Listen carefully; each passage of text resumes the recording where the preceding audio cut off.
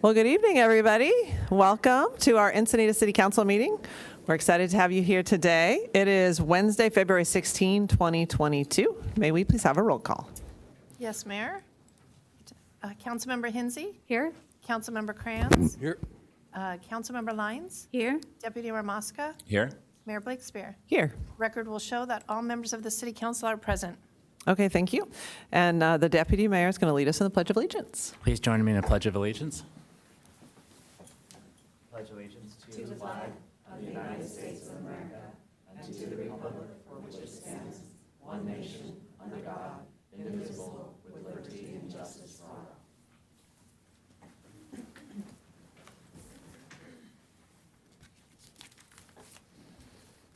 Okay, do we have any report from closed sessions from previous weeks? No? Okay. So do we have, now we have oral communications. Yes, we do have 5 right now. Ann Collins, Kelly McCormick, followed by Becky Rapp. I'm going to read my thoughts so I don't forget what to say. My name is Ann Collins. I'm a mother of a 1-year-old. In my age demographic, I'm well acquainted with the problems that often come when people my age and young adults choose to use marijuana. I have followed Measure H in our city, and I listened to the public comments at last week's City Council meeting, especially regarding taxes on marijuana businesses. Regarding a tax, it needs to cover the real cost of marijuana consumption to young adults, families, neighborhoods, and society in general. The costs are extremely high in mental health costs alone. I am also aware of increased incidents of ER admissions and hospitalizations involving not just those aged 12 to 24, but increasingly of accidental ingestion by toddlers and young babies. This is alarming to me as a mother of a young baby, and I wonder just how far the tentacles of this marijuana industry will reach into our society in a harmful way. Increased public awareness would help. I respectfully ask that comprehensive data analysis of the impact and costs of marijuana be conducted, and that our tax rate be chosen to compensate for all of those costs. I heard Councilman Mosca say the city would consider such an analysis. I hope this is correct, and I wonder when and where there might be a public forum concerning this. Thank you.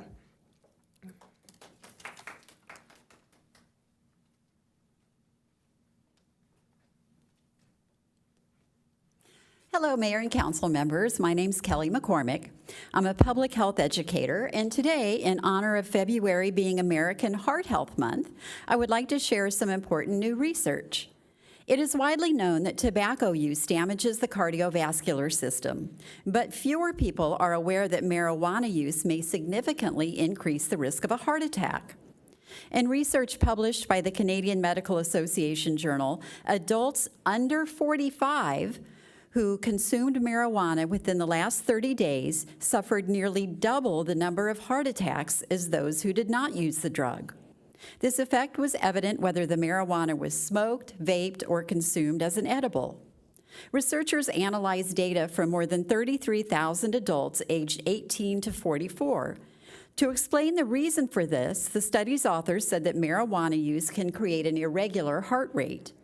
When there's an irregular heart rate, the heart needs additional oxygen, but marijuana may also limit the amount of oxygen delivered to the heart when it is needed most. What you end up having is a mismatch of oxygen supply and demand, which fundamentally leads to a heart attack.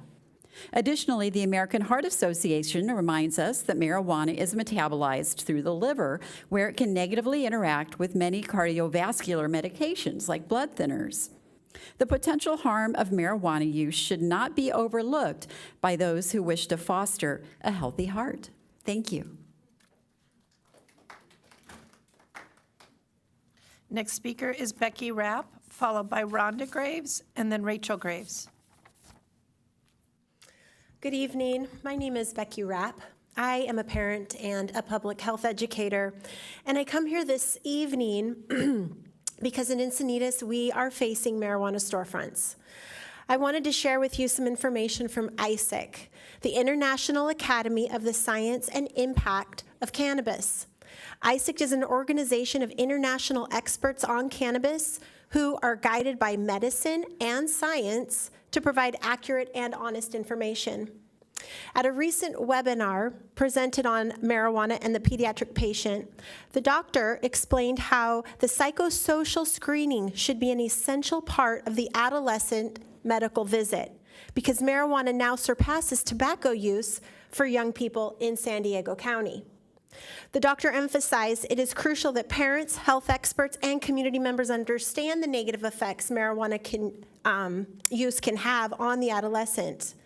The situation is complicated for parents by a recent experience I had. I recently purchased cookies at a local cookie shop called Cookie Plug that my family visits frequently. I noticed they had smaller cookies of popular flavors for sale. I was shocked to learn they were CBD infused, being advertised as the therapeutic cookie in 12 flavors, baked fresh daily. Medical claims were also listed as possible benefits: pain relief, inflammation relief, anxiety relief, depression relief, and more. This prime example of normalization of marijuana products is not only decreases the perception of harm to adolescents, but to young children, elementary-aged children who are curious of flavors when buying cookies at a local cookie shop. Prevention messaging is needed more now than ever. CBD-infused cookies at a local family-frequented cookie store is sending the message of normalcy and decreasing the perception of harm. Please help educate families in our city. Thank you.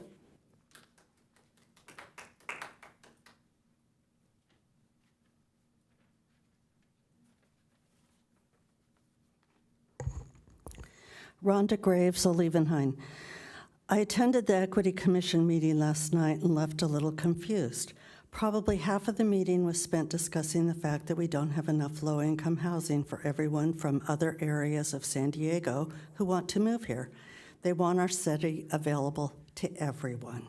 At the same time, the city is allowing designated low-income homes to be sold by the developer to another developer at 5 to 10% of the market value.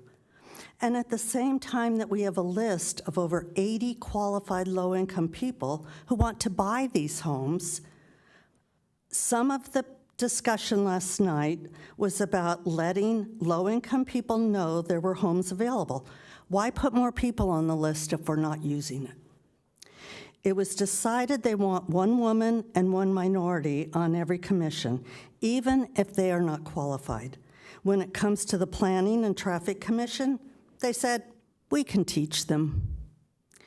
Catherine, you appointed most of the commissioners. Did you not care about equity? And only minorities discussed last night were blacks and women. Not a word about Hispanics, Asians, or any other minority group. There were several negative comments about the Sheriff's Department, saying they were militarizing the department. And the equipment that they may buy someday may be used to find a lost child or a number of other events. With other negative comments were aimed at all the white people who live in Encinitas, who were privileged and either inherited their homes or had them gifted to them. I had neither. Our parents had little money, so we had to work hard and save in order to move to Encinitas, along with most of our friends. I've owned my property in the city since 1976. We saved, we paid off the land, and then we built our own home. And currently, my 74-year-old husband is at home tearing up concrete and putting new tile in the entryway. We worked hard. I'm not going to be made to feel guilty about being lily white and having a house gifted to me. Maybe you guys had them gifted to you. Maybe you inherited them, but the rest of us didn't. Thank you. Next speaker is Rachel Graves, followed by Christine Schindler. Hi, Rachel Graves, Olevenhain. Last week, Councilman Kranz defended abhorrent behavior of Equity Commission's Molly Woods Drake at E4E. Quote, "It's unfortunate that persons who are volunteering have to endure this criticism." Let me make it more clear to you, Mr. Kranz. The Equity Committee was formed to create inclusive opportunities for everyone.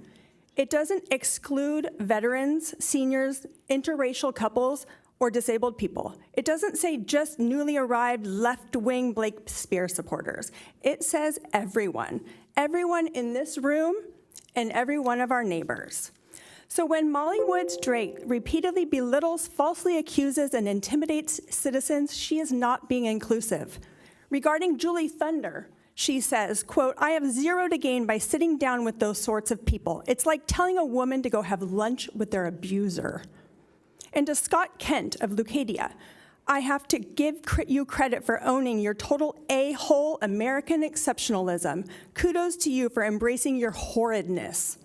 And when told her accusations might be reported to the sheriff, she confidently said, "Good. Tell Bob I said hi," as if these sheriffs are here to protect her and her accusations against citizens.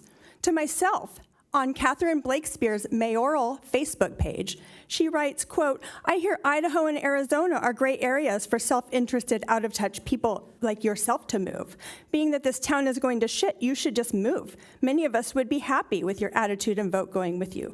And I don't know who you spend your time with, but goes to show you're out of touch with reality. Enjoy your ivory tower." You know who I spend my time with in Encinitas? My senior parents, 46-year residents, a retired plumber, City of Encinitas employee, whose teenage son was killed by an alcoholic green card holder. My best friend who's married to an ex-NFL black man with CTE, whose family lost their handicapped brother also when we were teenagers. And my 52-year-old husband, who's currently serving active duty in the U.S. Army, a 28-year Navy and Army veteran,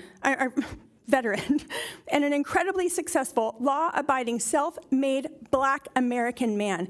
He has earned every square inch of his ivory tower, if I do say so myself. None of these people are out of touch with reality. In fact, they are more familiar with reality than most people in this city. None should feel threatened that they have to leave because of Molly Woods Drake's agenda. Amalia Woods Drake is toxic, hostile newcomer exerting elitist superiority in this city of Encinitas. She thinks she's above the law and protected by this council and these sheriffs. A person with her demeanor is unfit to represent the city of Encinitas. What is unfortunate, Tony, is that Encinitas has to endure her abuse. Remove her from all committees.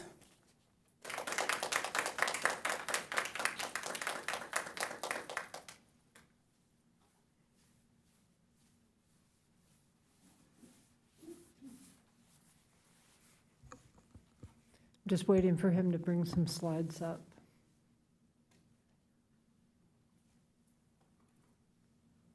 Wonderful, thank you. So Christine Schindler, East Encinitas resident. So I just wanted to return tonight to touch in about something that we spoke about last council meeting. So an Encinitas Bike Walk colleague of mine, Judy Burlfine, talked about the idea of quick build. And so I want to talk about that specifically with the corridor of El Camino Real, Manchester to I-5. So if you go to the next slide. So just want to talk a bit more to the council and staff about the idea of quick build. So this is a rough draft. Google Map, you can see my skills level. But basically showing you the corridor that we're focusing on. So Santa Fe Drive, on El Camino Real, which blends into Manchester and to the I-5 interchange.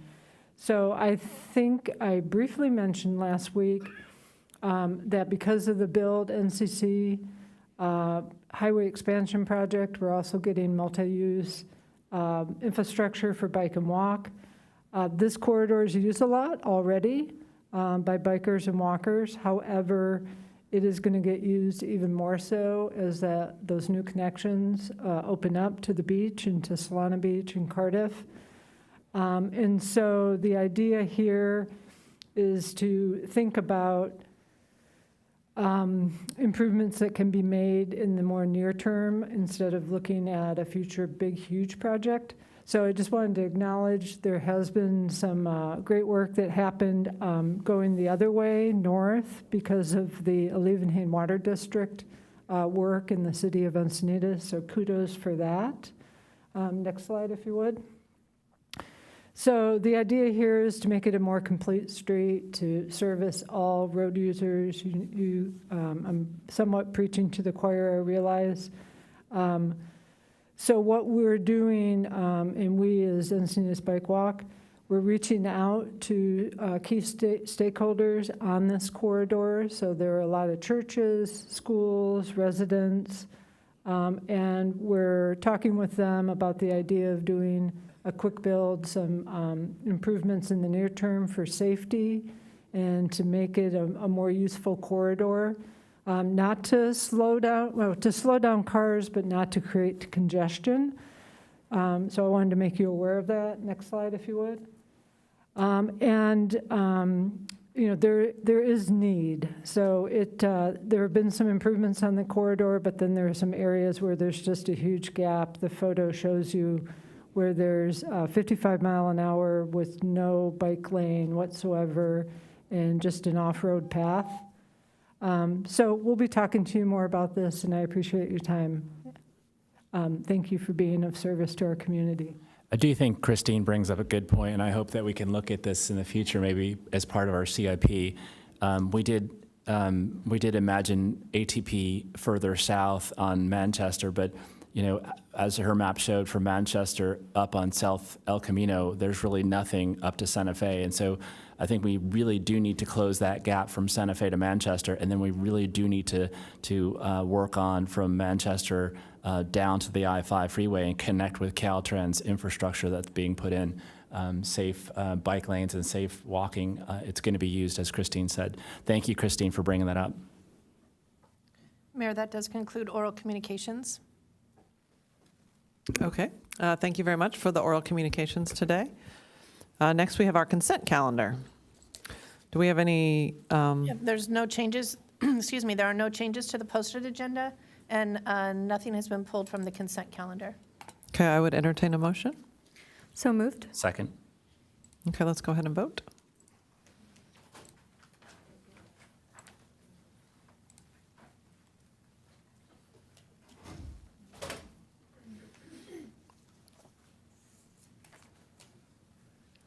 Councilmember Kranz? Oh, yay. And how about Mayor Blakespear? Yeah, it's not coming up strangely. It's not, okay. Oh, there. Oh, okay. I just put it up there. Okay, thank you. Got it. Motion carries unanimously. Okay, thank you. Now we're on to our first action item, 10A, presentation by the Fire and Marine Safety Department and Fitch and Associates. How many public speakers do we have on this item? None. Okay. Okay. Hello, Chief Stein. We'll hand it over to you. Good evening, Mayor. Mayor, good evening. Deputy Mayor, City Council, Mike Stein, your fire chief here. And tonight we're here to present our standards of cover and management and administrative analysis that was performed by Fitch and Associates. Standards of cover is not a very descriptive term, but in basic terms, what it does is it evaluates the community's risk potential and also evaluates the current status of the fire department to handle those risks. And then it provides city leaders and fire department management staff benchmarks that we can, or outcomes that we can quantify as successes to those. So that's kind of what we did today, or what we're going to present tonight. The fire department did a minor standards of cover back in 2011. That was an internal study. This one was much more comprehensive, and what we did is we actually opened up our books to a independent third party to evaluate the services, the operational services of the fire department, both on the operations side and also the management and administrative side. So with that, I'd like to introduce from Fitch and Associates the principal consultant, Mike Despain, who we will be doing the presentation. At the end of the presentation, what we are recommending is that the City Council basically listen and provide any comments to the item, and then also we would like you to adopt Resolution number 2022-21, a resolution of the City Council of the City of Encinitas adopting fire department response time benchmark measurements. So that will be the outcome. And with that, I'll turn it over to Mr. Despain. Thank you, Chief. Madam Mayor, members of council, thank you for the opportunity to come speak to you today. I had the privilege of working with the fire chief and his team over the last year and a half working on this project. As he said, my name is Michael Despain. I'm a senior consultant with Fitch & Associates. I have about 37 years of experience in fire and EMS. I'm the former fire chief or interim fire chief for a number of agencies, and I won't go through them all, but I've worked mainly in California, but I have worked out of state, consulting many agencies, almost 100 now. Former board member with the League of California Cities and California Fire Chiefs. I've also provided subject matter expert work for the National Fire Academy, the Center for Public Safety Excellence, which is one of the agencies which leads the standard of cover type document and strategic planning type documents, and then the International City County Managers Association. And co-authored several nationally recognized articles on the topic we're going to talk about today. Fitch & Associates has been doing these types of work in the fire and emergency services for over 35 years. We've done projects on every continent except Antarctica. We haven't found a client there yet, but I think we've got a pretty good presence in the Northern Hemisphere. And so our project was the development of a 5-year standards of cover and management administrative assessment. And we say 5 years, typically about year 3 or 4, the agency will start going through it again so you don't have a gap in the service, but we try and design it for a 5-year look, 5-year look back and a 5-year look forward. And this is required as an evaluation, required us to evaluate the agency against industry best practices, NFPA standards, other applicable laws and regulations, and then we also used a comparison of regional comparative fire agencies, so something similar to what you have here in Encinitas. And overall, I'm happy to report the department appears to be effective and well-managed fire service. They do a great job. The workforce is really kind of the key behind some of their success, and that I'm happy to report. What we found was the workforce reflects a highly motivated group of public employees serving a thriving and growing community, and it's a beautiful community. So it's been fun for me to come here and spend time in Encinitas. Nonetheless, there were opportunities for improvement, and we'll kind of go through some of those as we go through this. The SOC, the standards of cover, analysis provides about 4 to 6 recommendations. Kind of depends on which ones you want to go down. One leads to another in some cases, but 4 to 6 recommendations to improve service level, and in some cases more likely reporting accuracy. So it's not necessarily improvement, but it is a more accurate reporting following best practices. And then the management assessment provides 11 recommendations for improving efficiency and effectiveness, including reducing risk to the agency and to the city. And then that's divided into strategic and specific recommendations. So if it's okay, we'll start with the quantitative findings. So this is the data, and similar to most fire agencies in California, this is very much in alignment. EMS counts for 79% of the requests for service, and fire accounts for about 18, and then another 3 or 4% for the balance. This reflects the demand for service. So this is the unique calls that come in and how they get classified. This is not necessarily what the fire department spends their day doing. We want to clarify that. That's a different model. That's a workload model that we look at. In this case, the reality is almost every call they go to technically has an EMS component. When it's primary EMS, we will classify it as that, and the main reason is because it's a different level of protective equipment. So we like to separate EMS from the other items they go to because those require a longer assembly time or turnout time because of the protective equipment. So that's the primary reason we like to mark this out. But this is pretty traditional for the California Fire Service.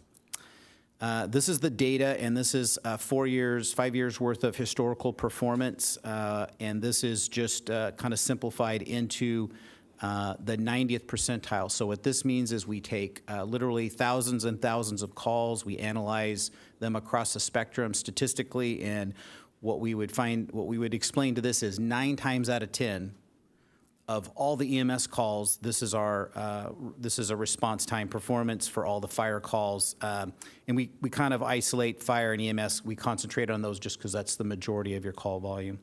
In this case, what you see is the call response time for EMS is noticeably less than the other types, and that has to do with that protective equipment. So that kind of, you see that kind of come out into the turnout time piece. But all in all, the system performance for everything, if you combine it, is just over 8 minutes and 18 seconds, so 8.3 minutes. Very common. This is over 7,000 calls that were studied. Some calls have some bad data, so this isn't all the calls that they ran. These are just the ones that we could statistically follow it through the system. This is a little more granular, and this is looking at Del Mar, Encinitas, and Solana Beach just a little bit separately. What I will note is when you look at it, what you'll see is that the performance across the board, when you kind of look at the total, is pretty much in alignment. It's a pretty standard deployment across the entire jurisdiction, and that 8-minute response time is pretty much in alignment with best practices for an urban environment in California. One of the things that we did do, and this was looking, it was an outlier, was the impact of your Station 6. And because what we would look at is Station 6 doesn't fit the model for the exact same level of performance as the other stations. So it's not that it's not a fire station, it's kind of apples and oranges. So all the other stations are an apple. Station 6 is a little bit of an orange just because it doesn't carry the same amount of water. It's not staffed the same way. It deploys a little bit different, has some limitations on what it can do. So one of the things that we were asked to do is just look at, before we talked about new benchmark measurements, was to go back and look at the data and pull Station 6 out and just kind of look at what the data does. And so the top line is your response time before and the response time after pulling Station 6 out. And all this reflects is that you're actually doing a little bit better than what the data says for the urban environment, and not quite the same in the rural environment. It's literally seconds, but there is a little bit of a difference between there. So before we suggested a benchmark performance, which is kind of the goal you're going to shoot for moving forward in terms of sustaining performance, we wanted to pull that out just so we could refine the data a little bit more. And so this is the latest data. So our recommendation is for the urban areas would be an 8-minute response time for EMS. That's total response time. That's from the time they call 911 till they show up, kind of a hello to hello model, if you will. And then 9 for fire response, and then 10-minute total response time for the rural areas. And we separated a little bit of the travel time out just because we think you just need to make sure that when you look at that response time, recognize the travel time is really where it kind of sets heavy on development. That's like where you place a building, streets, street networks, that kind of stuff. The rest of it is on the firefighters, turnout time, how fast we process a call, those kind of things.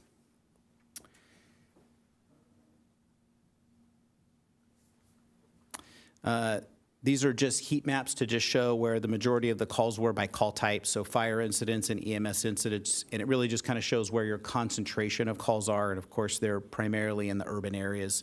There are some calls outside of the jurisdiction. And then the second one is just hazmat and rescue calls, so you can see where the heaviest workload is coming in. This is just a look at percentage of overlapped calls. So one of the problems that you have is if the call comes in for your Station 1, but that unit is already on a call, the second call that comes in that zone could have a very delayed response. And this was another one of the factors we saw that was starting to creep into the data, was just the number of overlapping calls for Encinitas. And we can look at a distribution of time. I'm going to actually skip past this one just in interest of time. But what we see is that the majority of those calls are probably impacting during that 9 a.m. to 9 p.m. time, and that's pretty typical of agencies. But that will be probably the first thing that will be impacting performance over time, is the availability of units to meet that response time. This is just looking at an analysis of what your call volume is probably going to look like. And when we look at city, what we want to see is a city that is growing at a certain population growth. You just want to make sure call volume isn't greatly above that.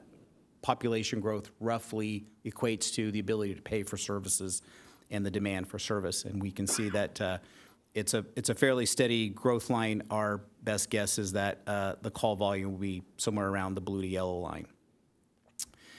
So Station 6, just a little bit deeper on that one. Again, the station staffed with fewer firefighters per day, 2 versus 3. Staffed with a patrol versus an ISO-compliant Type 1 engine. It protects a larger geographic area. Has a population density of less than 1,000 people per square mile, which qualifies it as rural. And due to the road network, it has limited ability to cover the response area within the 6 minutes of travel time that we would have liked to seen for the rest of the city. It's even difficult at 10 minutes, so that was one of the recommendations, reasons why we decided to recommend pulling that one out and looking at it separately. And so some of the recommendations for the standards of cover was to recognize and adopt a rural level of service for the zones protected by Station 6. So in a sense, we're not asking for a different level of service. We're asking to accept that it's getting a different level of service and just be more granular with the measurement so that if you make deployment changes over time, you'll actually see the difference versus getting blended into an average with the rest of the community. And then another one was consider upgrading at some point in time Patrol 6 to a full engine company to provide faster fire suppression capabilities. They won't necessarily get there faster, but they'll have better suppression capability in the rural zone, and you'll get additional credit, which could put downward pressure on fire insurance. And then we also looked at developing a list of outcome measurements as the major measurement of performance versus output. So right now we're talking a lot about response time, but response time doesn't necessarily equate to an outcome. And an outcome would be, I want to survive a cardiac event neurologically intact. Response time is a piece of it, but there's a lot of other pieces to that we would recommend get measured moving forward so that the agency can make adjustments to that may not necessarily be staffing and deployment related, but also get the outcome. And then the last one is just validate critical tasks for major call types. We did one that was theoretical, but it takes a little bit of time for the agency to go through those critical tasks, and that's kind of deep into the weeds, so we're going to kind of jump past that one unless there's questions on it. And then to follow through with the management administrative assessment, if the SOC was the deployment piece, this is the management piece, so this is how we kind of direct the troops in terms of providing the service. So we looked at this based on regional, state, and national best practices. It takes into consideration the unique working arrangement of the Del Mar, Encinitas, and Solana Beach with their administrative contract and agreement. It resulted in 11 recommendations, 7 specific and 4 strategic. The specific recommendations are very narrow in scope, objectively measured with an outcome, and the strategic are a little bit broader in nature, might take a little bit longer to get there. I'll run through these very quickly, but we can stop if there's questions. Some of these I believe the chief has already have some solutions to, but one of them was your emergency program management was a little bit out of the scope of your senior management analyst in terms of her ability to get that work done. Her day-to-day work was, she was operating at 100% day-to-day, and emergency management was suffering on the back end due to time. And then I'll kind of combine program level span of control for both the administrative battalion chief and the deputy chief together. If in the report, there's a slide that kind of shows how you compare with chief officers and support positions with other agencies that have like levels of complexity. And in those cases, the agency was about 2.9 officers short of what the average is. That doesn't mean the agency isn't getting the work done. It just means that they don't have quite the resource, so they're definitely lean. And then we talked about refining the fire prevention inspection program just to make sure that the program was getting the high risk. It had all the time it needed to get the higher risk inspections done, maybe at the risk of the lower ones, and then a way to fund that one in terms of fees. This is the model that we kind of used to describe the agencies that we compared to. It's hard to find agencies in the state that fit completely like you have here. These were the closest that we could get. And then finishing up with the specific recommendations was conduct an assessment of the agency's culture in regard to diversity, equity, inclusivity. That's kind of the new thing for fire agencies to make sure they're meeting the expectations of the community within the culture of the fire service. So this is very specific to fire service as opposed to city in general. And then develop an expanded or more efficient internal communication strategy from the fire chief office. And part of the problem is the fire chief is the chief of 3 agencies versus 1 in a sense. And so all the additional workload trying to coordinate 3 different jurisdictions at once was slowing the chief's ability to make outreach opportunities for his firefighters. And then develop a community-driven strategic plan, and that is one that we recommend in terms of trying to get more outcome measurement versus response time. It doesn't mean throw response times out, but it does talk about the things that really matter to the community in terms of like stopping fire at room of origin, what that does for fire and their insurance rates, saving a cardiac event neurologically intact, those kind of things. And then the strategic ones, these are a little more broad. Explore the accreditation process through the Commission on Fire Accreditation International. The things we did for this process are, good for 3 to 5 years. This is the agency that kind of updates those model, benchmark, and baseline performances over time. So go into that process to follow them moving forward. And then implement a strategy to standardize administrative processes between the 3 agencies. The doing everything in triplicate was one of the problems. Explore the use of fire prevention inspection fees just to stabilize the financial stability of the program. And it's not so much about getting fees, but it's about using fees to encourage compliance, which means your staff won't have to spend as much time going back and doing inspections over and over again. And then also explore the feasibility of assigning all Del Mar and Solana Beach fire apparatus repairs to the Encinitas repair facility. Your repair facility is good and very competitive, even against the private sector. And so they would save some money and there would be some efficiencies there. So that's a fast overview of the 2 studies and available for any questions. Okay, well, thank you very much. Let's take the public comment first, and then we'll go to questions and comments from council. Christine Schindler.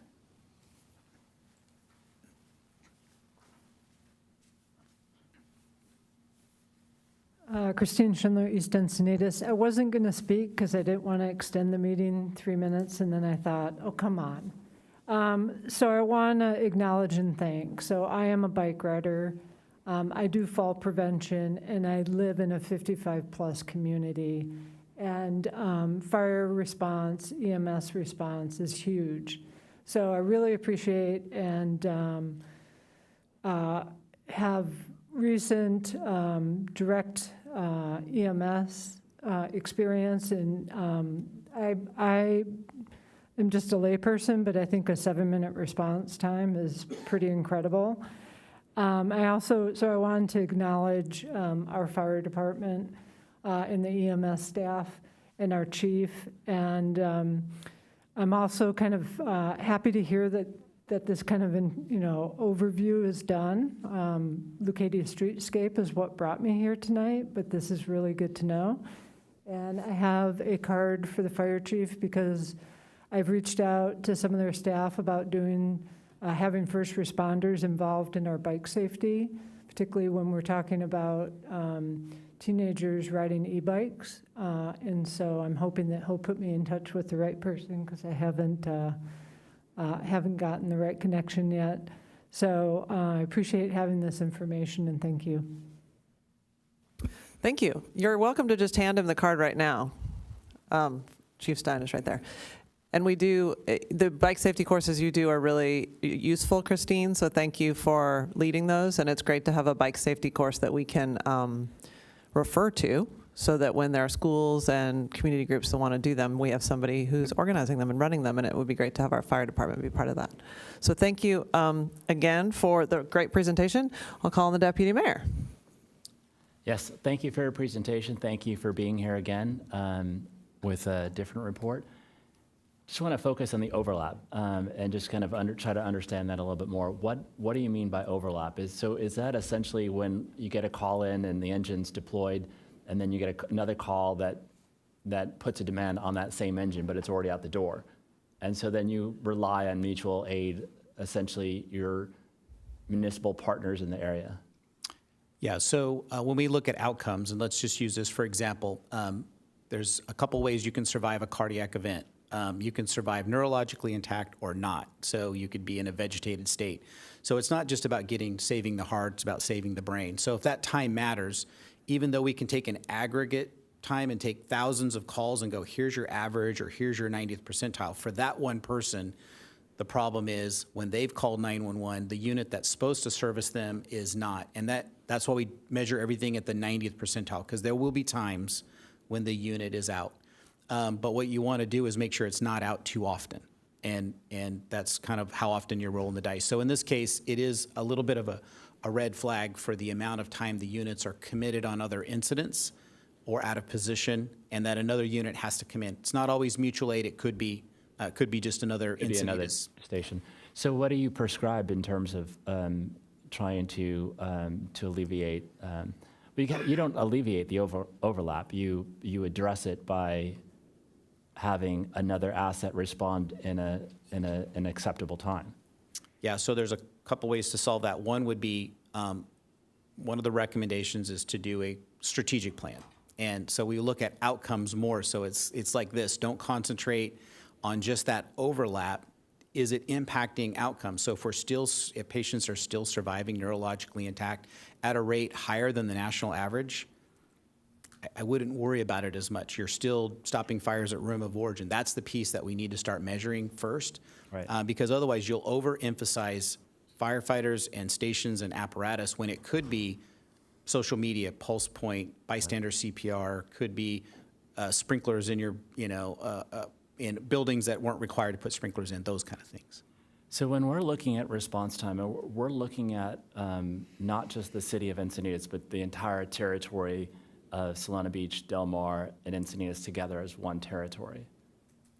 Yes, Response time? we looked at it as combination and we looked at them separately, so as their own entities. Because because there is no joint powers authority. I mean, there's a relationship, but essentially, the city of Encinitas, the response time would be relevant to the city of Encinitas, and not necessarily that our stations would be responding to Solana. And correct me if I'm wrong. I mean, it would be a mutual aid situation if our fire trucks were responding into Del Mar or Solana Beach. They would have their own fire trucks, and if they're overlapped or preoccupied. Yeah, that's correct. The correct term would be automatic aid because it's done automatically. Right. But what we did with this report, since we are acting as one fire agency overall, we looked at it both ways, just like you said. So we did it in totality to look at the agency serving all three cities, and then we looked at it individually from each city's point of view. I'm not that I'm advocating for this, but I do think that then kind of begs the question, and I think that this city should start to have a conversation about what that relationship looks like in the future. And I'll just bookmark that. That's neither here or there, but I do think, what is that relationship? In fact, some of the paperwork kind of talks about that relationship in several different ways. And so how do we formalize, or do we want to formalize? So I think that's a conversation that I just want to bookmark for the future. And then in terms of just the bifurcation or the difference in the response times, I think my real issue comes down to, first of all, I want to say that I accept all of your recommendations if you're asking us to accept them. I think that these are very good, reasonable, prudent recommendations, and I'm hoping that we put these in place as soon as possible. Specific to Station 6, this is something that was a temporary station and that we talked about making it more permanent. And my view is that we need to make it more permanent. We need to understand whether or not that is the optimal location for Fire Station 6 as some of the area is growing. And if it is the optimal location, we need to start to talk about investing in either acquiring or building a new facility that will allow us to have the type of response times that the entire city can expect. And I do think that we need to move to a 3-person fire engine, and we need to do that sooner than later. And so I think that the bifurcation is problematic for me because I think it takes the burden off the city to do that. But I think that we need to, if there's a movement toward that, then the bifurcation doesn't mean anything as much to me. But I think that there needs to be a commitment to, where is the proper location for our fire station, a commitment to making that fire station permanent and building it out in the way that the community deserves and needs in that area. And having the 3 firefighters on that engine permanently 24/7 is important as well. Thank you, Deputy Mayor, for those comments. So I would just quickly state that it is a permanent station. It's open 24/7, 365. So I would consider that a permanent station. We do lease the space, so that is a risk that's out there.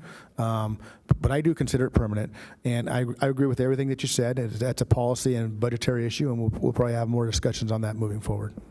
Yeah, and when I say permanent, I mean that when we look at what we've the outlays of capital, the commitments that we've made with Belore and Orpheus and Birmingham. These are stations that serve their purpose and serve the community very well.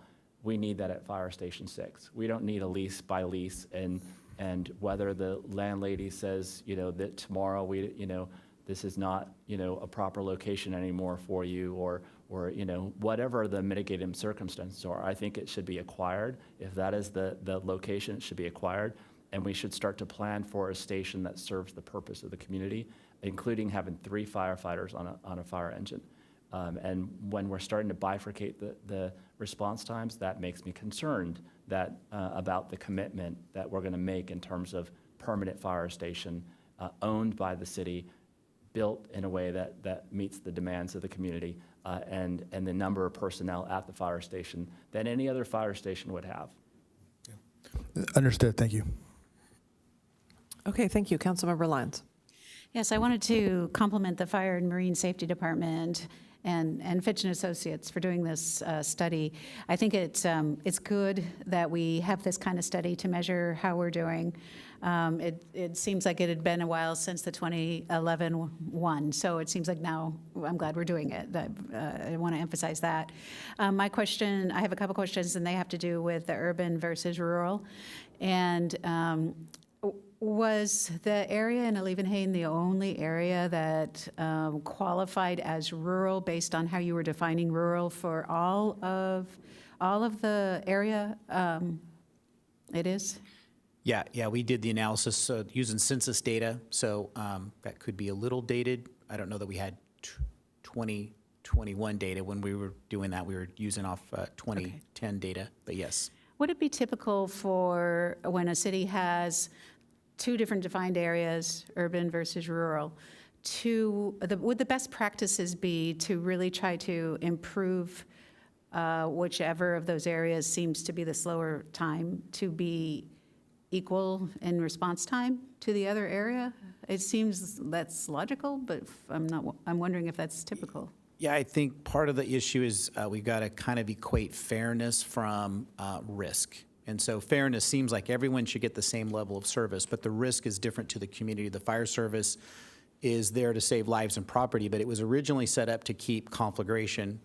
Just think of it as, and I'll use the example of an agency I work with. There's buildings that if the building burns down, the city or the community is going to lose 20% of their revenue, and we're going to lay people off because of that one building, because of the jobs and the downstream income, right? So the risk is higher for the urbanized area because there's more impact to, say, commercial and jobs and, people's multifamily home, that kind of stuff. So most agencies, when we say bifurcate, we're not saying give them a lower level of service. What we're saying is let's be more accurate with the level of service that they're getting. And they are not, so it looks like if we look at this data blended, it looks like they're getting an 8-minute response time, but they're not. They're getting a 10-minute response time, and they have for years. So what we were saying is let's make sure when people move out there, they understand the risk and they acknowledge that they're trading a little bit of extra risk for a rural environment. And so we just want to be kind of open and transparent. And then when the chief and the staff make modifications to the data or deployment, we'll actually see it because now we're more granular. That's really what we're looking for. Okay, thank you.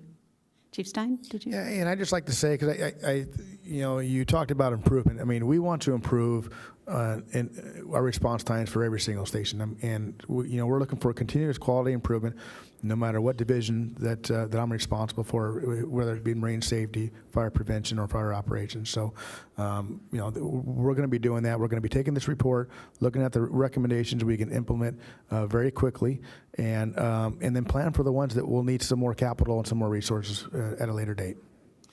Good, and I was glad to see the recommendations captured some of what looks like it's going to be important to improve the rural community response times as well.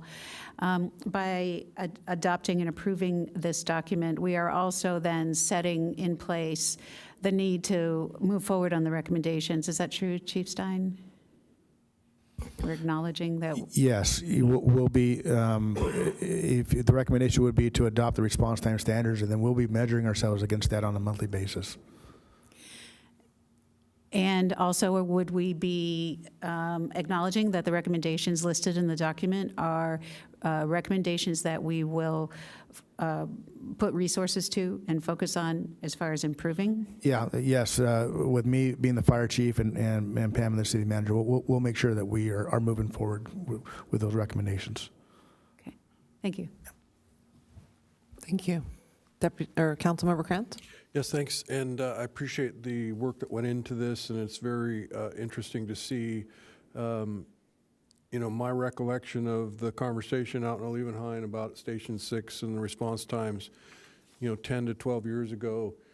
They were getting some terrible response times because the responding station was Station 4, which meant it had to drive all the way around to get to most places in Olivenhain. So it's interesting that with the Station 6, there are still challenges, and so it only tells you how much worse it was back before Station 6 was put in. So I appreciate that. I guess one of the questions that I have is whether what's in this report and what is being recommended, is it pretty common across jurisdictions to do this sort of analysis and to hire you to make these sort of recommendations, or are we doing anything unique? No, this is, the best practice is most agencies do a strategic plan and standards of cover. We didn't really do a strategic plan, but we did do a management analysis, which is kind of part of it. We do recommend doing a strategic plan on top of it, but the standards of cover is, what we would just say is any agency worth its reputation has done a standards of cover just to make sure they are transparent in what they're providing. And the response time and the performance of the agency is right in line with best practices for the state for your type of risk. It's not the best in the state, it's not the worst, but it is in line with your type of risk.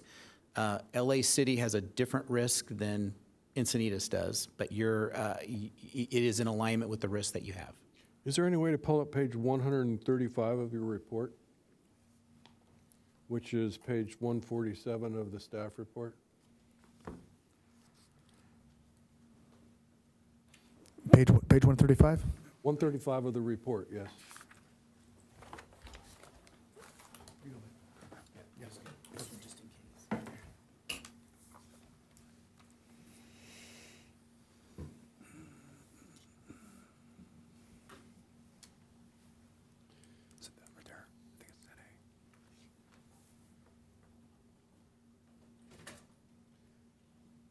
I'm interested in this data. It's the overall workload by station table and jurisdiction and program.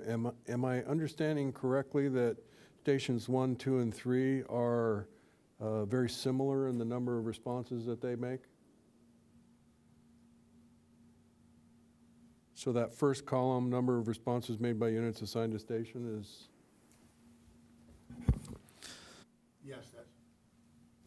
Yes, that's pretty accurate.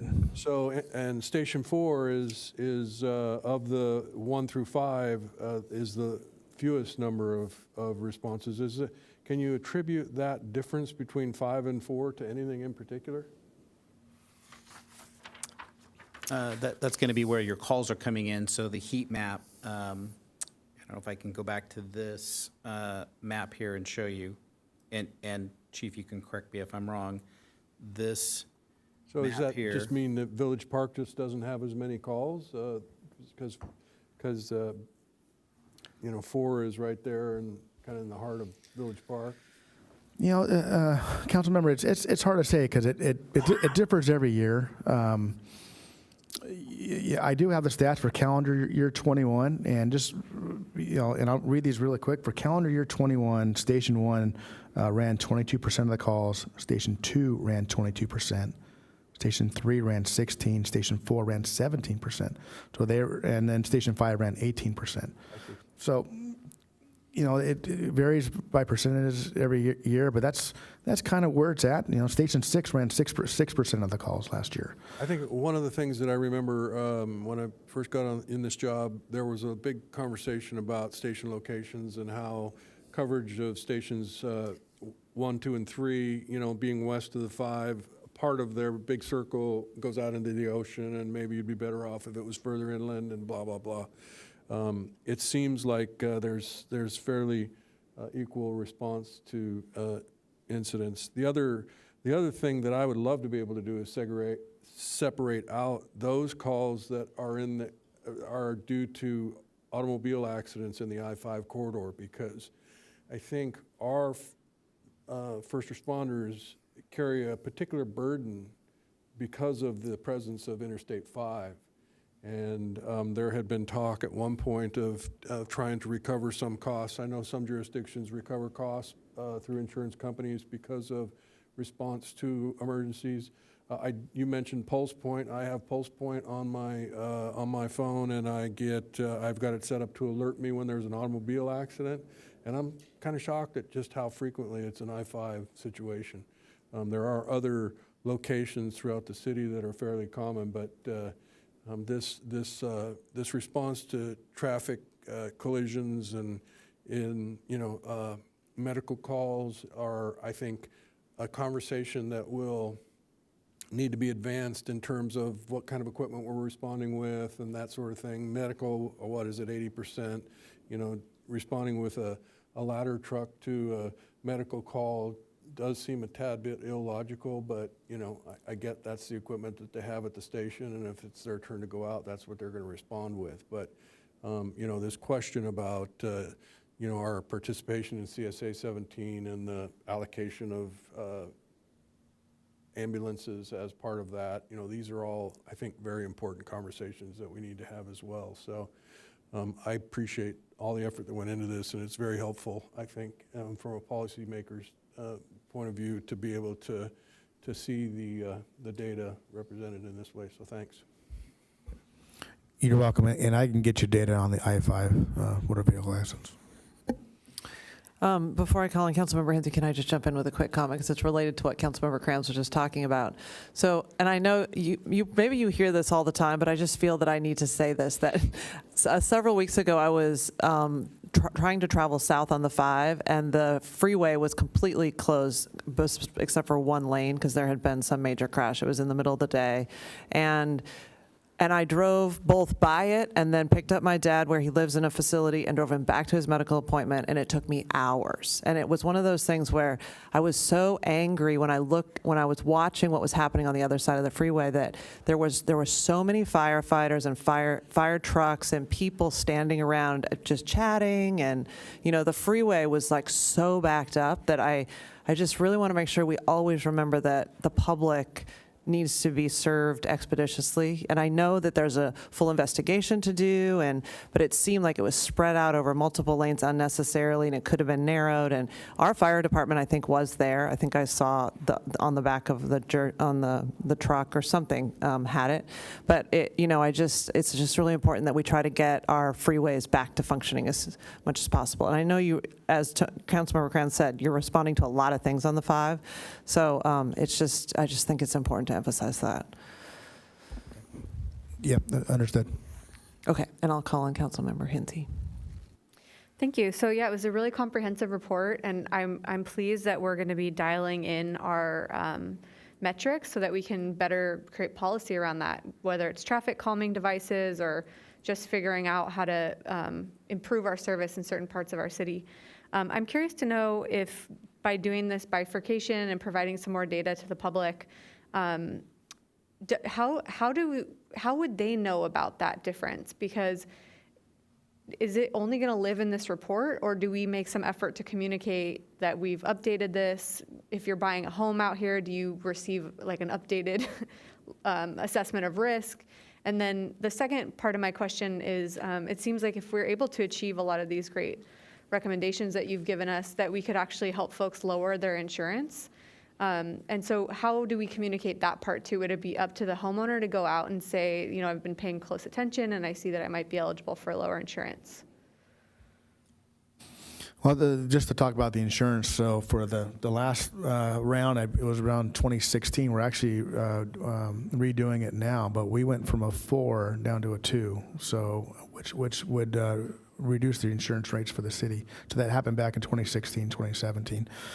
And we're looking at redoing that now as well for insurance. That's typically done through the internal insurance agencies, where they, they evaluate their own risks, but they use ISO as a kind of a scorecard for the fire department, how the fire department's doing, because you actually want to have a well-run fire department that can mitigate the scenes and reduce fires to the room of origin versus burning the entire building down. So that's that component. We can put this like we do for our annual reports. We can highlight this in our annual report that we're going to be doing, and we can publish this on our website. All of our annual reports since 2016 are published on the website. We have various communications either through the city manager's office or the fire department's office, where we can get this out to the community. Okay, well, I just want to say that we periodically at City Council have a focus on fire, and that's happened recently.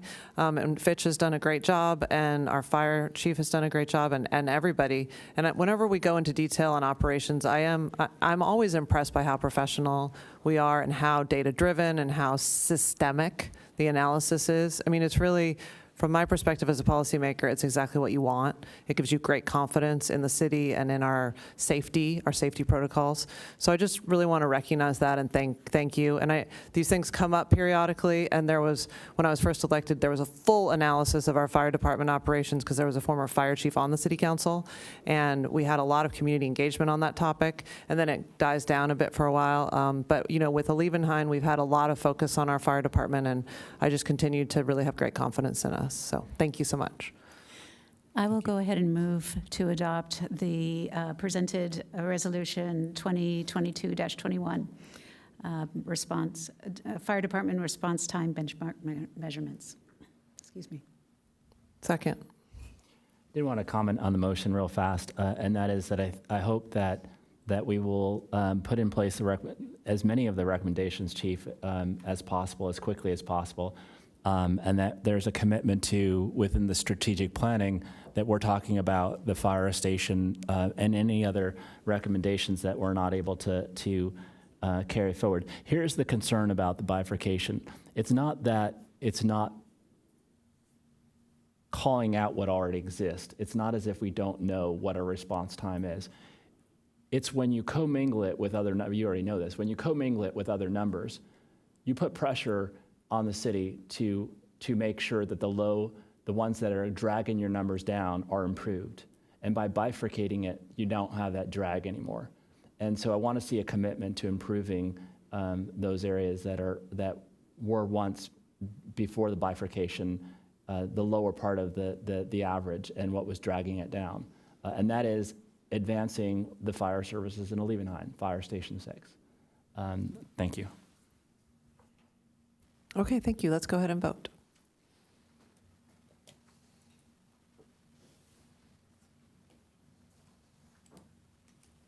Motion carries unanimously. Okay, thank you again for your work. All right, we're next on to item 10B, approval of plans and specs and authorization to advertise Streetscape segment B and C, Safety and Mobility Enhancement Project. So So we will turn it over to city staff to manage. How many public speakers do we have on this? You have 2. Okay, great.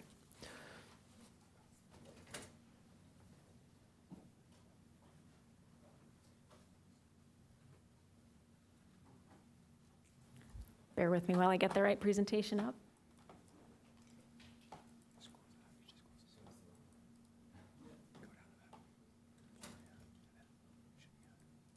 Thank you.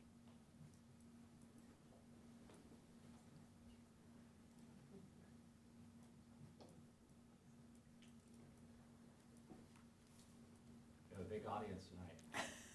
Hi, Michael. I know we don't bite.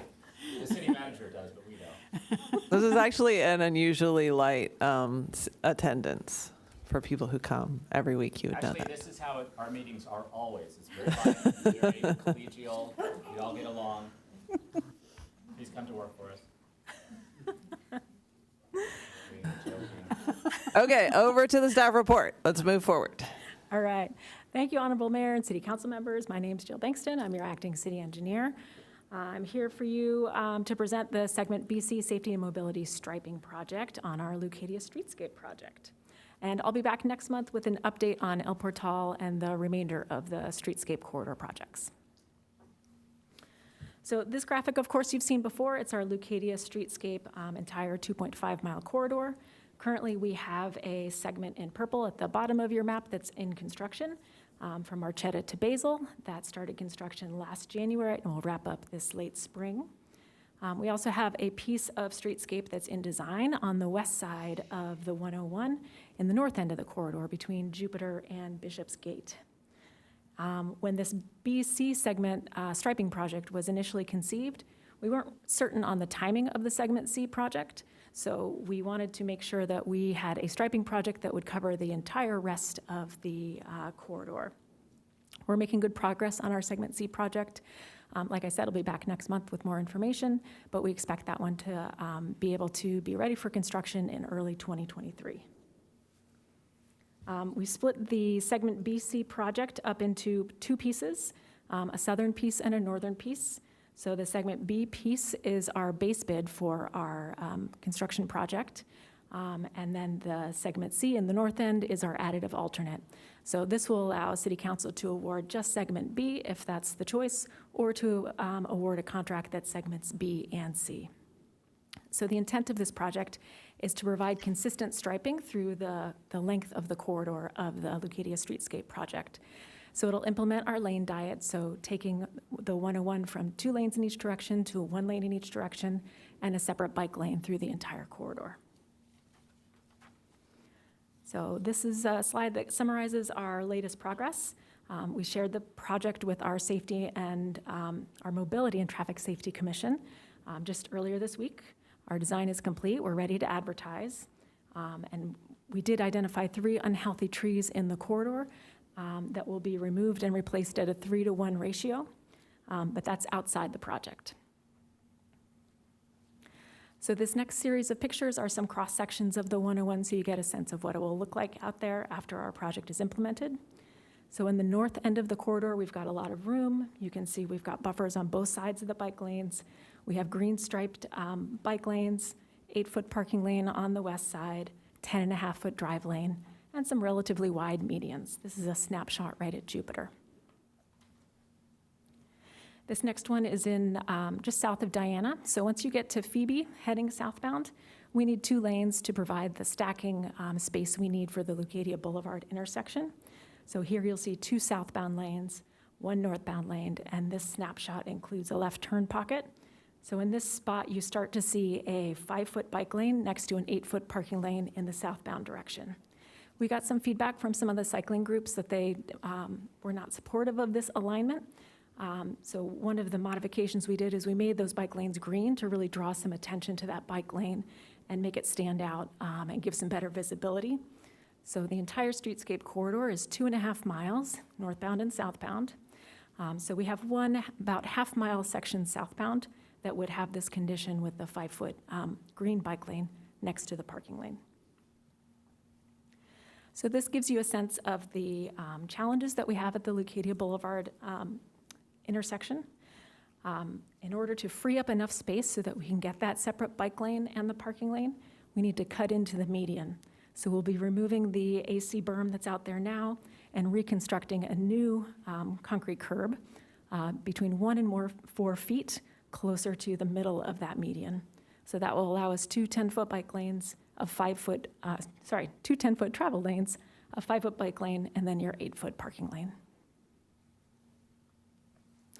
So this is our most congested cross-section. This is a snapshot just south of Leucadia Boulevard.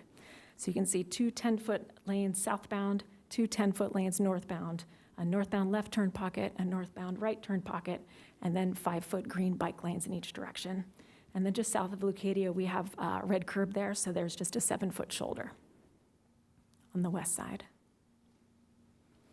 Once we get south of Daphne, we don't need those 2 lanes in each direction anymore, and we've got more space, so you can see those buffers coming back into our cross sections.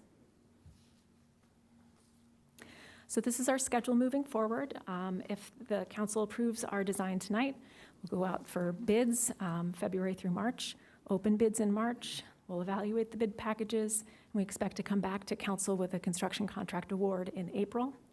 Then we'd be able to issue a notice to proceed the next month, and we could start groundbreaking as early as June. So when this project goes out to construction, there'll be some typical construction impacts.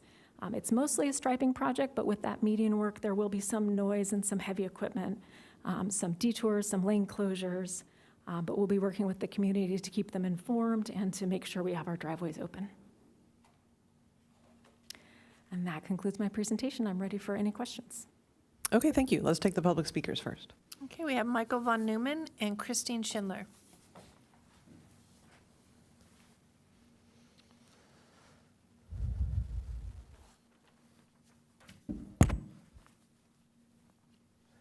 It's great to see everybody in person. Happy New Year. You look much better than on Zoom. So this is great. My name is Michael von Neumann. I'm a resident of East Encinitas. I'm also a member of Encinitas Bike Walk and also sit on the Mobility and Traffic Safety Commission, but I'm speaking to you tonight representing myself.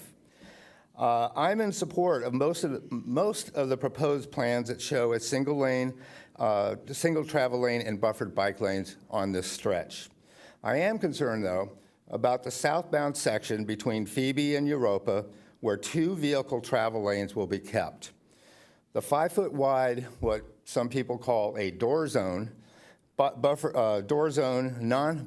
bike lane that is proposed will make the section less safe for bicyclists and motorists as it places bicycle riders between 2 dangers: opening doors or parked car doors and moving vehicles.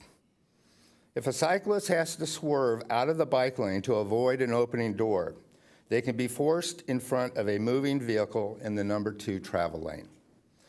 The city earlier had consulted with Encinitas Bike Walk and the San Diego County Bicycle Coalition, 2 entities that really, really like bike lanes.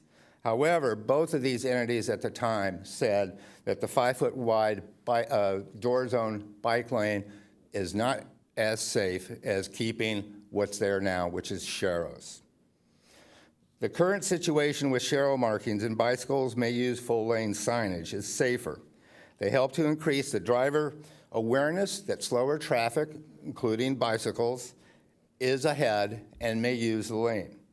When a Class 2 bike lane exists, though, the California Vehicle Code says that bicycles must ride in it, placing them in a dangerous position between parked cars and moving cars. The current design is working with the sharrows. The cars are more aware. Most stay in the number 1 travel lane throughout that whole corridor. Another concern about striping, so I think it should be kept. Another concern about the striping plans is just coming south of La Costa Boulevard. The plans show 2 11-foot wide travel lanes and a non-buffered bike lane. I would suggest that you take a look at that, narrow those travel lanes to 10.5 feet, which is consistent with the rest of the corridor, and put a buffered bike lane, or put a buffer next to that bike lane. This is safer, and it also will help slow traffic down coming out of Carlsbad. If they hit that green light, they're going 50 miles an hour sometimes. If anyone rides their bike there, you'll know what I'm talking about. Also, we should be applying 30-mile-an-hour pavement speed or speed pavement legends. So thank you. Thank you, Michael, and thank you for your work on the Traffic Commission and with Bike Walk Encinitas. We appreciate it.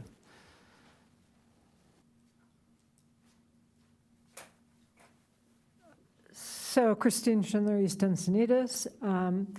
I was just going to come up here and do this because I'm so excited on the progress of this. It's wonderful to see the A segment and everything that's going on in the El Portal undercrossing. That's all so important for safe routes to school.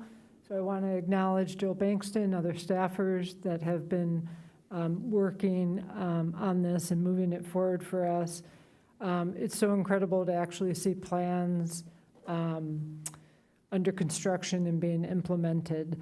So Michael has very good points to make.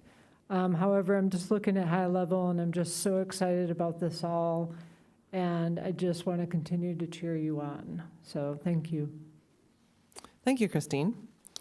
Well, I'm going to go ahead and move staff recommendation and also just make a couple comments. So I appreciate Michael von Neumann's comments and Christine's comments.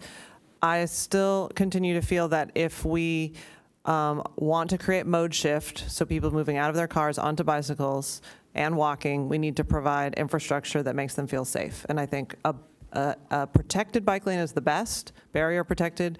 A buffered bike lane is next best is a bike lane, and then a Shero. So I understand that it's not the ideal circumstance that we have a 5-foot bike lane, but to have a continuous 2.5-mile corridor that has a small segment where we have to go to a 5-foot bike lane, I think that's the right call, and I support the staff in going in that direction. And I do think it will help make people feel safer to use the corridor for biking. So, so thank you for that. My one question I wanted to quickly ask was about the path, like a walking path on the railroad corridor side, the east side. Is that happening already or not happening, or what's the status? So we've included that as an additive alternate in our project, so it can be added if funding allows in our Okay. Segment C project. So not with this striping project, but with one of our future projects. Okay. I do think of that as a critical part of this project, so I am hopeful we'll be able to get that in. Okay. I do see everyone signed up now. I didn't see any comments before. Councilmember Lyons, go ahead. I'd be happy to second your motion. And I think that as far as facilities, I do appreciate the comments, but I also think there's a lot of value with continuity of the bike lane. And so I think that is the higher value for me and how I evaluate the success of this solution. My question, though, is probably an expected question. It's about the trees. And so, Jill, I know that you presented that the 3 trees will need to be removed and that they were unhealthy. Do you have any more kind of color to add to that about how that decision was made and where you said they're going to go off-site? Could you, do we know where? Yes, we're going to add them back into this this project with the restriping project. So there'll be a little bit of irrigation work and a little bit of planting. So we did take this to UFAC. The trees are not healthy. There's conch mushrooms growing on them. They're deteriorated. We did the level 3 assessment with the sonic tomography, and they're just not solid, healthy trees, unfortunately. So the UFAC was supportive of removing them. We are looking to replace these trees with a combination of Engelmann oaks and Canary Island pines. Okay. Good, thank you. Councilmember Hinsey. Thank you, Joy. Thank you. So I had a few questions and then a few comments. I'm curious to know why we're not including that first segment, segment A from A Street to Basil Street as part of this striping contract. Maybe because it's going to be restriped as part of, oh, that's even better. Okay, great news. And then is that green lane striped throughout or only in the places where we've got the 5-foot bike lane? Throughout the corridor. Oh, that's great too. Wow, all good news so far. And then in that section that Michael highlighted, you know, most of it is actually not parking, so there's not a lot of conflict between parking and this 5-foot bike lane. And that's in part because there's bus stops and there are driveways, and then there are also some dining encroachments. So whatever we can do to keep those dining encroachments, they add so much to the corridor, and they expand the sidewalk, and they just make that little area feel like a village. So I'll reiterate my support for those because it has the dual purpose of eliminating the door zone buffer lane and also just making it feel a lot more pedestrian friendly out there. But in that stretch that is in front of Karina's, Solterra, and I think it goes a little bit further back past Jasper, I hope that we can add some signage that is driver facing so that when cars do park there, it says look for bikes before opening door, or something that makes them aware that just throwing open their door might have an effect on bikers. And then I understand we can't buffer between the bike lane and the door zone in the bike lane because we want to use it for bike lane, but could we crosshatch or buffer somehow within the drive or the park lane so that there is some visual indicator that that it's not the parking space itself, like so they tuck close to the curb instead of parking, you know, on the edge of the park lane. That could be helpful. And then, so I'm appreciative of the quick timeline. The thing that scares me a little bit is that we'd be going to construction in the summertime when there's already high volumes just due to beach traffic and people going to those businesses. So I'm curious to know how long we expect construction to be, and if we could encourage those lane closures to be at nighttime, and perhaps not on weekends when it's really busy. So yeah, those were some questions about construction. So we have some flexibility with the construction timing. Council could direct us to start construction after the summertime if that's the preference. We do have, there will be some night work that will have to happen just because of the traffic volumes. That's going to be one of the bigger concerns is not impacting a large volume of traffic. But certainly we're going to be aware of the busy seasons that we're in. We're not going to plan to do work on the weekends. So we'll try our best to be good neighbors. Okay, that's good. And then, yeah, I did like those two recommendations that Michael gave us, which was bring down those travel lanes between Carlsbad and Encinitas to 10.5 feet and create a buffer if possible. And then he makes this point to me a lot, and I try to communicate it whenever I can.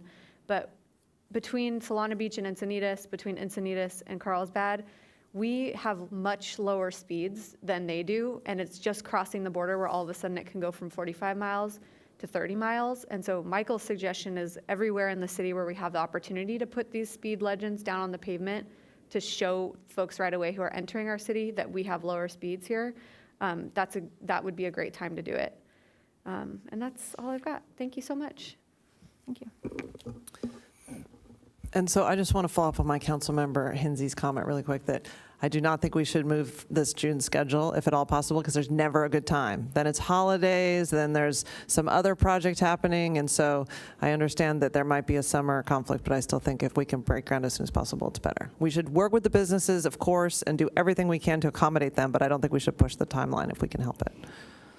Just my opinion.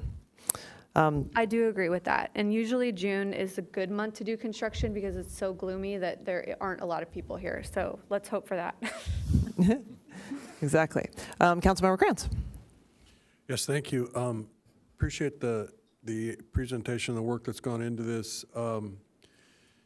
To Mr. Von Newman's point about the speed with which people are traveling southbound from Carlsbad, if they're only going 50 miles per hour, we're actually doing pretty good, because I've seen people going much faster than that on the green light. So, you know, maybe we should be working with the city of Carlsbad to figure out ways to reduce speeds coming out of Carlsbad. It is dangerous. Speed kills, right? We want to be a slow speed city, because when we do have crashes, they're much more survivable. So we need to continue to emphasize that point. And I appreciate the work that's gone into the segment B. It is a pretty important that we take these steps here, because right now segment B is not not likely to be constructed for a while, to the full build-out of Streetscape, which is unfortunate, but there are some fiscal realities. That said, in segment C, my hope is that when we get the bids back, you can identify what parts of the implementation of this would be essentially throwaway when we do the construction on Streetscape, because I'm concerned about the expenditure of resources on something that is only going to be there less than a year if all things go well with the construction. So that's a concern of mine, and I hope we can have that ability to break that down. So I think that what we're seeing in segment A, transformational, making a huge difference. The de-paving that we're doing, the wide sidewalks, the parking features, the biking and walking facilities, it's just going to make a tremendous difference in our community. And I think that, you know, as someone who has dedicated a lot of time to advocating for Streetscape, I think that it's pretty clear from the work that we're doing in segment A that the benefits of this 15-year effort are going to be realized, not maybe as quickly as any of us want, but nonetheless, we will continue to endure this and work hard to get it done. Can you just clarify on segment A right here, which is the section from A to Marchetta? Is that under construction too? What's happening there? So we're restriping that area so it has the consistent lane configuration through the corridor, but we don't have the wider sidewalks or any of the other streetscape amenities. Yeah, south of Marchetta is not, but I mean, Okay. yeah, I just was kind of Yeah, you're talking throwing about. it in there. We all know that it's Marchetta to Basil, and I think most of the public does because they've been dealing with Right. some of the construction impacts that have been fairly significant. But even with the construction, only when the freeway blows up because of an accident do we have Carmageddon. So, you know, it's I think, pretty obvious that these traffic treatments are not going to ruin anybody's world. So. Right. Okay, good. Well, let's go ahead and vote. Thank you again for your hard work on this. This is obviously a top city priority, and you've been working very hard for many months to get us to this finish line, so thank you again. Motion does carry unanimously. Okay, well, this is exciting. We have no informational items or council member initiated items. Do we have any council member reports? If anybody wants to make a report, jump in. Oh, no, Councilmember Mosca. I would like to report, it's a little old. I maybe could have done it last week, but we seemed to be in a hurry to get out the door last time. So, but the efforts that you made with Sandag and the Transnet and the 8.1 monies that were supposed to support operations for both transit agencies, and the difficulty we were having coming to an agreement with Sandag about the enhanced operations of the coaster appears to have been resolved, and I really appreciate the work that went into that, both on the part of staff as well as elected officials, so thank you for that. And it was good to have that resolved as I transitioned off the board, and now Kelly can address those things. And I know there's a lot of work that is going to be happening in the years ahead, so I look forward to working with her to make those improvements happen. Well, thank you for those nice comments. Okay, anyone else? No? Okay, city manager report. One quick report. We are trying to set up a council strategic session separate from the budget CIP strategic session. So Jen will be bugging you for dates and times to see if you can make that happen. So Did we hire a consultant? we have not hired a consultant yet. We need to get a date, but we have a few feelers out. All right. You'd like a facilitated discussion is what I gathered. I think from it would last help, time. Yeah. especially a professional who's engaged in the work. I was thinking of somebody who's unprofessional. We'll find somebody good. I think we should have an intensive multi-month process. Yeah. Or an all-day Saturday and half-day Sunday thing. Right? No, we'll find somebody good. Okay, city attorney report. Okay, city clerk report. Okay, well, thank you, everybody. We are officially adjourned.